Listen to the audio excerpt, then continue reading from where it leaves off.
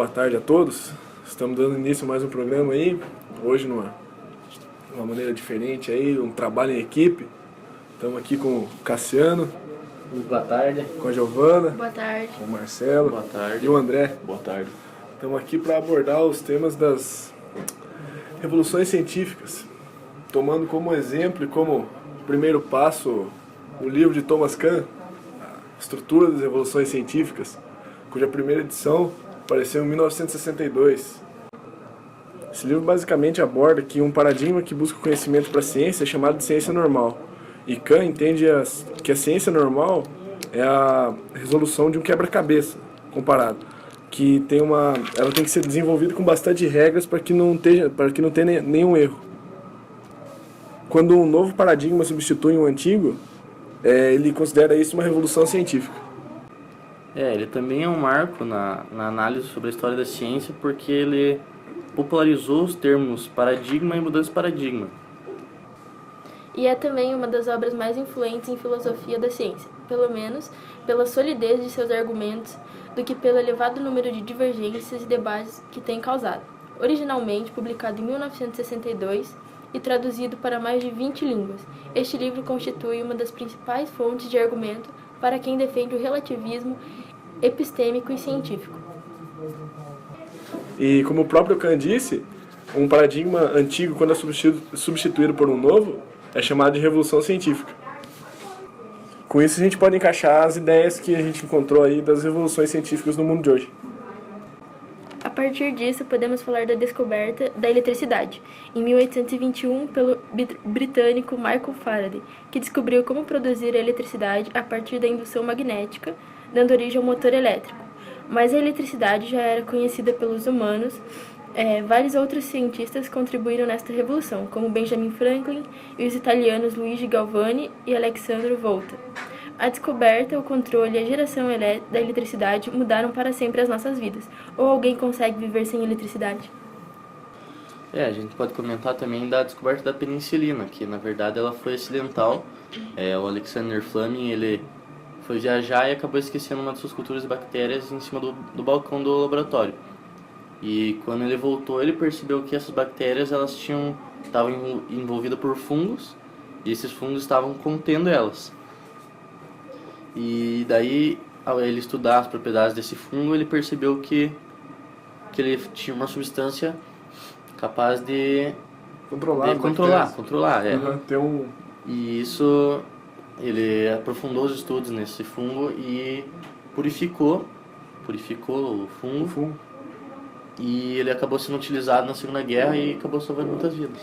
E a gente pode falar também que a vida humana mudou. Doenças antes incuráveis hoje passam despercebidas e a longevidade e qualidade das nossas vidas aumentaram drasticamente com esta revolução científica. Já que entramos no assunto da saúde, né? Eu estava lendo esses dias um artigo que falava sobre o primeiro transplante de cabeça que vai acontecer ainda este ano, em dezembro. Um cirurgião italiano, chamado, se eu não me engano, era Sérgio Canavero. Ele passou 30 anos pesquisando, cara. Faz 30 anos que ele está pesquisando sobre o primeiro transplante e agora achou uma pessoa, ele sofre de uma doença que atrofia todos os músculos e ele não pode se mexer. E com o tempo, a doença degenerativa ela vai acabando com o cara. E ele topou ser o primeira cobaia a fazer o transplante. Assim eles vão tirar a cabeça do corpo, vão congelar ela e vão colocar em outro corpo de outro paciente que também aceitou, assinado todos os termos, eu estava vendo. Esse cara tem que ter tido morte cerebral, né? Sim, é como se fosse... Vão fazer como se fosse um Frankenstein. Daí, com isso a expectativa de vida vai prolongar muito. Vamos ter também de quem sofre doença de degeneração dos músculos e nervos e outros pacientes que tenham câncer, coisas assim. Você tocou no assunto do câncer aí, foi descoberto também a Google está fazendo um projeto aí de nanorobôs que vão entrar no organismo e levar praticamente o remédio na célula cancerígena que vai... Sim, isso vai ajudar muito, cara. E porque o câncer é uma doença aí que, se o descobrimento não for precoce, ele pode ser fatal, né? E aí que tá, podem já ter descoberto e deixado por baixo dos panos, né? Por causa da... É muito dinheiro, né, O cara? mundo é muito dinheiro que envolve isso, né? Daí se descobrir, cara, vai ser uma bomba muito grande. É porque os tratamentos pro câncer também é uma maneira, sei lá, Sim. de ganhar, dos caras ganhar dinheiro, né? Bem lucrativo. Olha quantos que gastam. Uma pessoa pega câncer, a pessoa vende tudo, vende casa, da família pra tratar pra fazer o tratamento e tudo, cara. Então, na área de saúde também a gente pode citar as células-tronco, né? Que são células capazes de se dividir e se transformar em novas células. Então, a pesquisa com essas células... Na verdade, essas pesquisas com células-tronco, elas estão acontecendo desde que elas foram descobertas, né? Os transplantes de medula óssea, que na verdade são transplantes de células-tronco adultas, eles começaram a ser utilizados corretamente, efetivamente, em 1950. Exatamente, Marcelo. Então, essa terapia, ela se dá pela troca de células doentes por células novas e saudáveis. E esse é um dos possíveis usos para as células-tronco no combate das doenças. Então, é basicamente isso. Quando falamos em revolução científica, falamos de genômica e das terapias gênicas, das células estaminais e da nanociência reparadora, do hibridismo entre o homem e a máquina, das tecnologias que vão transformar em algumas gerações a nossa relação ao mundo. A partir dessas proposições, podemos parecer alguns espontâneos. Será muito provável que a esperança de vida possa duplicar no curso deste século.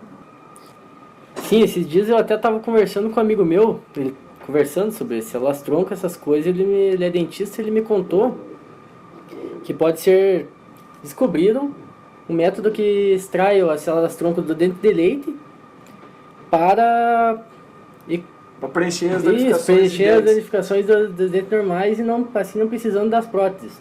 Mas fica por debaixo dos panos, eu vou entrando no governo novamente, porque tudo gira em torno de dinheiro. Daí, com isso, não ia precisar fazer, ia ser barato. Substituída a sim, prótese. E como eles ganham muito dinheiro com prótese, é um material muito barato e a mão de obra é caro, eles tiram muito dinheiro e com isso eles vão deixando por baixo dos panos. Então, outra revolução científica recente, que pode ser assim, é a radioatividade, que foi descoberta pelo francês Henri Becquerel. A radioatividade, além de ajudar a estudar a estrutura dos organismos vivos, ela também pode servir para produzir energia e diagnósticos e tratamentos na medicina. E também na indústria pode ser utilizado. Bom, a radioatividade é um termo aí que causa desconfiança e pavor nas pessoas, né, devido a alguns acidentes nucleares que aconteceram, como, por exemplo, o de Chernobyl. A radioatividade em si não é um fenômeno ruim, pois se ela for usada de maneira correta, ela pode ajudar em muitas coisas, por exemplo, no tratamento de radioterapia, que é muito utilizado para pacientes que sofrem de câncer. O uso da radioatividade também pode ser utilizado para detecção de fraturas nos ossos e nas demais regiões do corpo, pois um elemento químico radioativo é capaz de emitir radiações fortes a ponto de causar fluorescência. Bom, agora voltando ao livro O Conceito da Revolução Científica de Kant, na sua grande maioria, os cientistas concebem uma ideia de ciência que evolui e se aperfeiçoa o antigo até chegar à verdade. Kant rejeita a ideia de transformação linear em favor da ideia de revolução científica. Também a escolha desse termo se deve à analogia com as revoluções políticas. Quando chega o momento de uma revolução política, observamos que os problemas em questões se esgotaram. Para que haja transformação é necessário recorrer aos meios externos à política, sendo eles a sua persuasão, a massas e a violência. Quando esgotam os recursos internos, com a ajuda de argumentos externos, é possível transformar o próprio paradigma. E quando ocasiona atritos entre paradigmas, cada cientista busca superar o paradigma do outro, assim não havendo uma base para demonstrar que nenhum paradigma é melhor do que o outro, assim não podendo haver nenhum tipo de discussão. Então, para Kant, a revolução científica é nada mais, nada menos do que uma passagem de paradigma para outro. Trabalhamos, assim, dois tópicos da obra de Kant. O primeiro trata-se das necessidades das revoluções científicas, e depois vamos ver as revoluções como uma mudança de concepção do mundo. Tanto uma contra a outra mostra a necessidade de uma superação dos valores dos paradigmas para chegar a uma concepção real. Kant apresenta a revolução científica como um processo de transferência de um paradigma a outro, é onde ocorre a partir de uma crise uma nova concepção a respeito de algum determinado fenômeno.